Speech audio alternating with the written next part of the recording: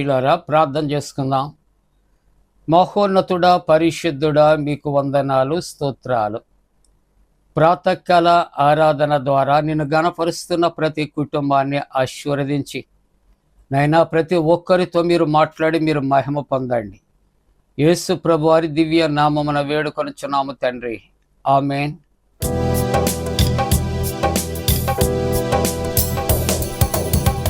నీవు చేసిన ఉపకారములకు నేనేమి చెల్లింతును? నీవు చేసిన ఉపకారములకు నేనేమి చెల్లింతును? ఏడాది దూడలలా, వేలాది పొట్టేళ్ళలా, ఏడాది దూడలలా, వేలాది పొట్టేళ్ళలా, నీవు చేసిన ఉపకారములకు నేనేమి చెల్లింతును? వేలాది నదులంత విస్తార తైలము నీకిచ్చిన చాలునా? వేలాది నదులంత విస్తార తైలము నీకిచ్చిన చాలునా? గర్భఫలమైన నా జ్యేష్ఠ పుత్రుని నీకిచ్చిన చాలునా? గర్భఫలమైన నా జ్యేష్ఠ పుత్రుని నీకిచ్చిన చాలునా?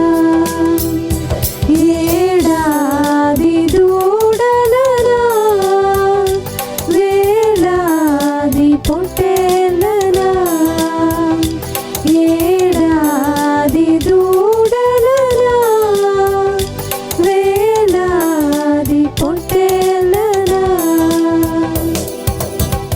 నీవు చేసిన ఉపకారములకు నేనేమి చెల్లింతును?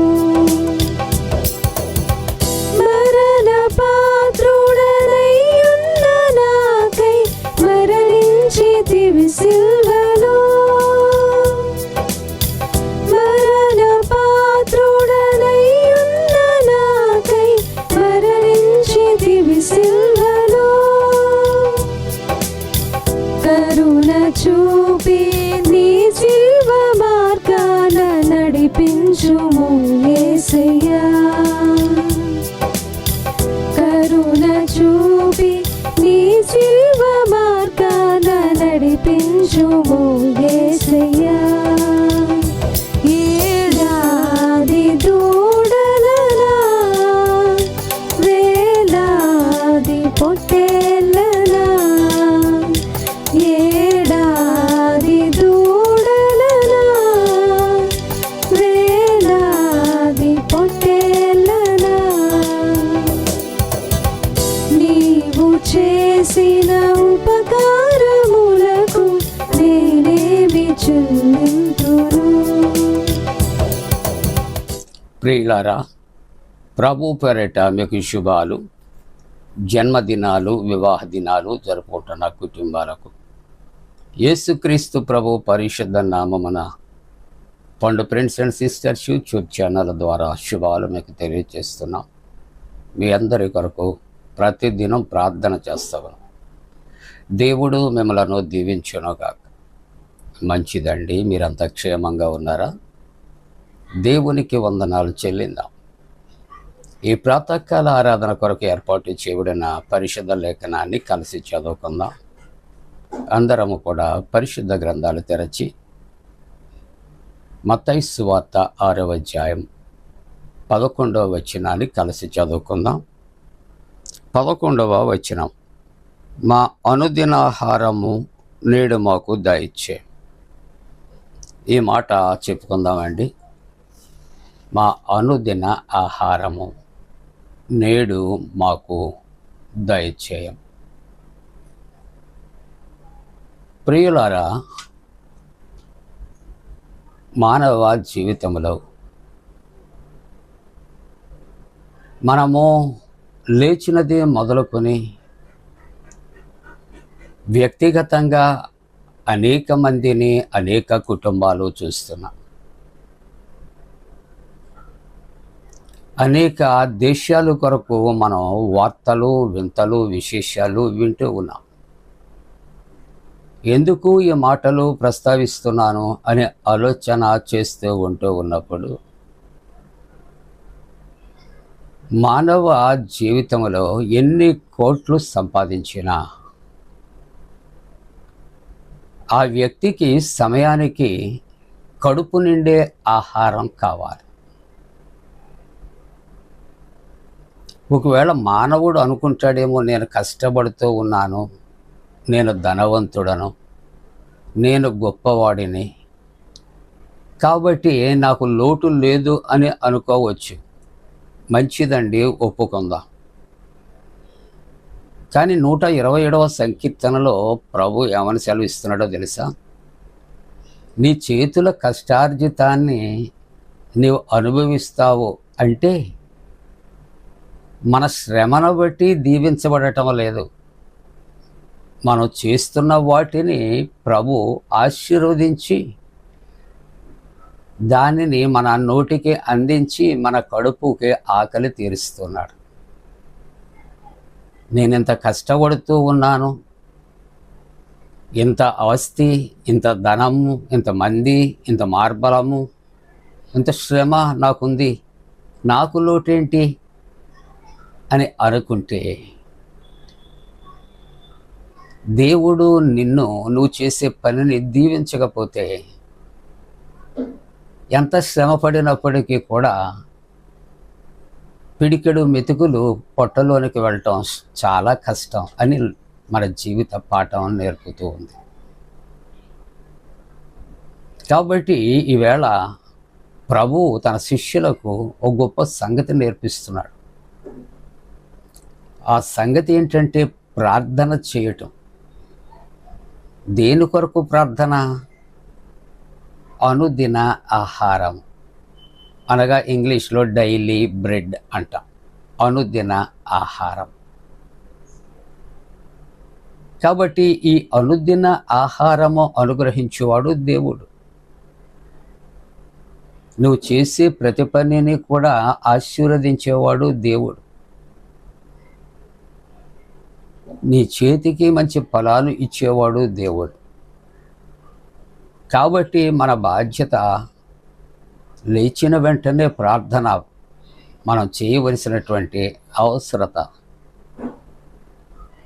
మనం 6వ అధ్యాయంలోనే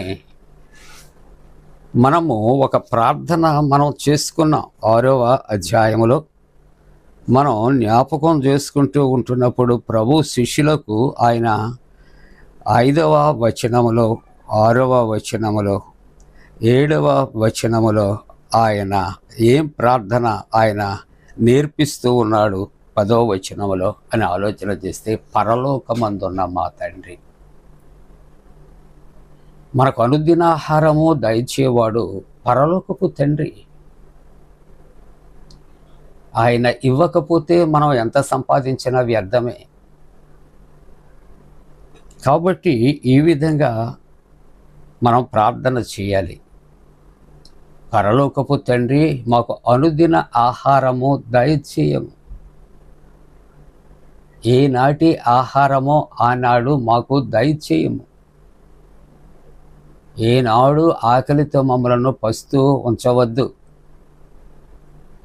కాబట్టి ఈ యొక్క ప్రార్థన ప్రభు నేర్పిస్తూ ఉంటుండగా, పరలోకమందున్న మన తండ్రి అట మన అవసరతలు అన్నీ తీర్చేవాడు. ప్రతి అవసరత ఆయన తీర్చేవాడు. నీ ఆకలి దప్పికలు ఎరిగినటువంటి వాడు. నీ అనుదిన జీవితంలో ఒకవేళ నీ చుట్టూ ఉన్నవారు నీకు సహాయము చేయలేకపోవచ్చేమో. నీవు అరణ్యములో ఉన్నా,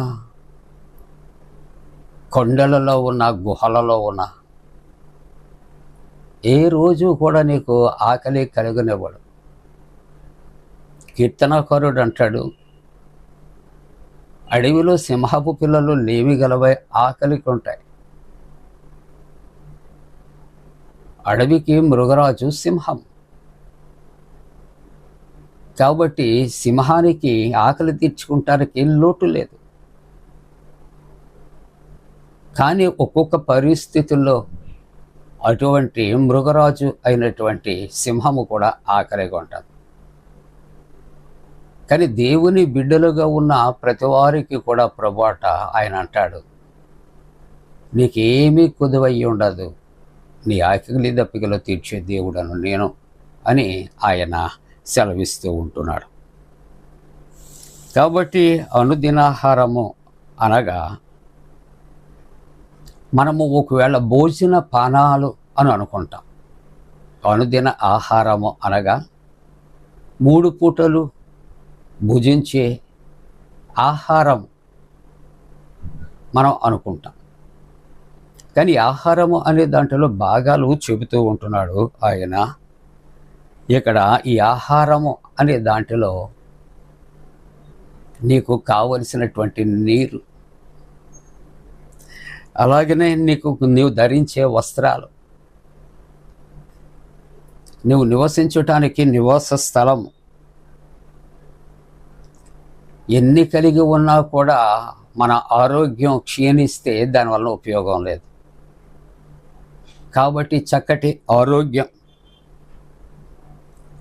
నువ్వు సంపాదించటానికి ఉద్యోగం కావచ్చు, బిజినెస్ కావచ్చు, ఏదైనా కావచ్చు, నువ్వు చేసే ప్రతి పనిలో కూడా ఆయన నీకు తోడుగా ఉంటాడు అనేసి అనుదిన ఆహారము అనే దాంట్లో ఇవన్నీ కూడా చెప్పబడుచు ఉన్నట్లుగా చూస్తూ ఉంటున్నాం. కాబట్టి నీ కుటుంబంలో ఉన్నటువంటి ఏ అవసరాలు వచ్చినా, అలాగనే నీకు కావలసినటువంటి విద్యా విషయాల్లో, జీవనోపాధి విషయాల్లో కూడా అనుదినము నీకు తోడుగా ఉండే దేవుడుగా ఉంటున్నాడు. అంతేకాకుండా ఇవన్నీ కూడా దేవుడు ఆయన మనకు అనుగ్రహించుచున్నాడు. కలిగి ఉన్నది ఏది ఆయన లేకుండా కలుగలేదు. సమస్తమును కలుగు చేయవాడు ఆయనే. అన్నీ ఆయన మూలముగానే కలిగాను అని దేవుని యొక్క వాక్యం. కాబట్టి ఈ అనుదిన ఆహారం అనే దాంట్లో మరొక 5 విషయాలు మనం ముగింపుగా జ్ఞాపకం చేసుకుంటూ ఉంటున్నప్పుడు, మన దేవుడు నిజమైన పోషకుడు. ఆయనే పోషిస్తాడు ఎంత కరువు వచ్చినప్పటికీ కూడా. రెండవది, మన దేవుడు ప్రతిరోజు మనము ఆయనపై ఆధారపడాలి. మూడవది, మనం అవసరంలో ఉన్నప్పుడు మనం పరలోకపు తండ్రికి మన అవసరాలు ఎత్తి ప్రార్థన చేయాలి. నాలుగవది, మనము ఆయనట ఆత్మీయ ఆహారాన్ని కూడా ప్రతిరోజు స్వీకరించాలి. భౌతిక సంబంధమైన ఆహారమే కాదు, ఆత్మీయ సంబంధమైన ఆహారం. చివరిగా దేవుడు ఇచ్చిన దానికి మానవుడు కృతజ్ఞత చెల్లించాలి. కాబట్టి ప్రభువు మన యొక్క అనుదిన అవసరతలు తీర్చటానికి దేవుని సన్నిధిలో మా అనుదిన ఆహారం అనేది మాకు దయచేయమని ప్రార్థించినప్పుడు, ఆ దినము నీకు కావలసినటువంటివన్నీ కూడా సమృద్ధిగా ఇచ్చే దేవుడు. కాబట్టి ఆయన కృతజ్ఞతాస్తుతులు చెల్లిందాం. ప్రార్థన చేసుకుందాం. పరిశుద్ధుడా నీకు వందనం. అనుదిన ఆహారము అనే వాక్యం ధ్యానం చేస్తాం. ప్రతి జీవిని తండ్రి నీవు ఆహారం ఇచ్చి పోషిస్తున్నావు. అలాగే ప్రభువా, ఈ సమయంలో తండ్రి ఆరాధనలో ఉన్న ప్రతి కుటుంబము, ప్రతి బిడ్డను దీవించు. గల్ఫ్లో జరిగే యుద్ధ వివత్సవాలు దూరపరచు. అనారోగ్యముతో ఉన్నటువంటి వారికి ప్రభువా స్వస్థత కలుగు చేయి. సమస్యల్లో ఉన్న వారికి పరిష్కారం కలుగు చేయి. ఆర్థిక బలహీనతలలో ఉన్న వారికి సమృద్ధి కలుగు చేయి. చిన్న బిడ్డలు, యవన బిడ్డలు, వృద్ధులు క్షేమం కొరకు ప్రార్థిస్తూ యేసునామమున నడుకుంటున్నాం తండ్రి. ఆమేన్. మన పరమ తండ్రి అయిన దేవుని యొక్క ప్రేమయు, ప్రభువైన యేసుక్రీస్తు ప్రభు కృపయు, పరిశుద్ధాత్మక అన్యోన్య సహవాసము ఆరాధిస్తున్న కుటుంబాలకు తోడుగుని సంరక్షించి కాపాడును గాక.